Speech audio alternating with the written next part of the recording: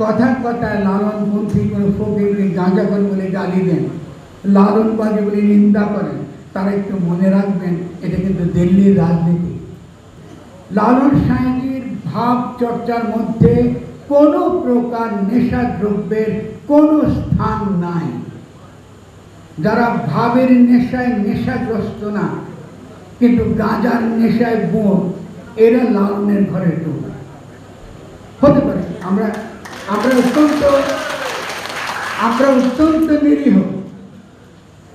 আমরা কেউ গাঁজা খেলে তাকে খারাপ মনে করি না, কারণ মহাদেব গাঁজা খেতেন, তার আলাদা তাৎপর্য আছে, তার একটা ধর্মীয় তাৎপর্য রয়েছে। যদি আপনি মহাদেব হতে চান তাহলে আগে আপনাকে বিষ খেয়ে আসতে হবে নীলকণ্ঠ এই সৃষ্টিকে রক্ষা করার জন্য। কোনো প্রকার নেশা, সেটা মাদক হতে পারে, নারী হতে পারে, যে কোনো নেশা যদি আপনার থাকে তাহলে আপনি জানতে মরা না। জানতে মরা মানে আপনি নেশা থেকে মুক্ত।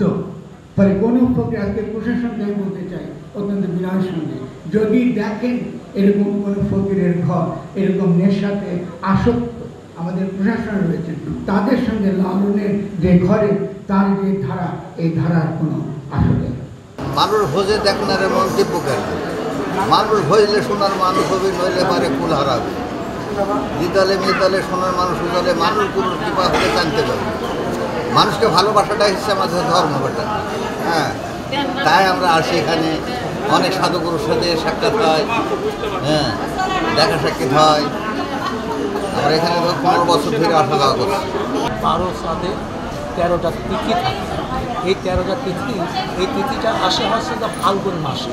এই ফাল্গুনের যে তিথি যিনি সাধনা করে মানব ধর্মের ভিতরে লাভ করেছেন, প্রবল নৈতব্য লাভ করেছেন, তিনি ওই দিনই তার একটা ঊর্ধ্বের একটা জনম, পৃথিবীর থেকে যখন যাচ্ছে তখন ঊর্ধ্ব একটা জনম, পুণ্য জনম। এটা হচ্ছে মানুষকে পুণ্য জনম বলা হয়।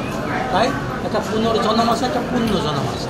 এই পুণ্য জন্মের যারা অধিকার পেয়েছে তারা হচ্ছে দোল পূর্ণিমাতে তারা পালন করে, বা যারা এই পদের মধ্যে আছে তারা পালন হচ্ছে বা পালন করে আসছে।